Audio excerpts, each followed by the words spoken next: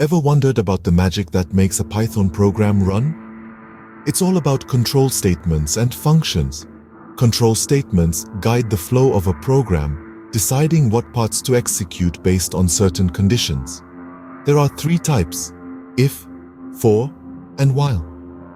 If statements execute code when a specific condition is met, like turning on a light if it's dark. For loops repeat a block of code a certain number of times, like doing 20 push-ups. While loops run as long as a condition is true, like running until you're out of breath. Now, functions. They're reusable pieces of code that perform a specific task.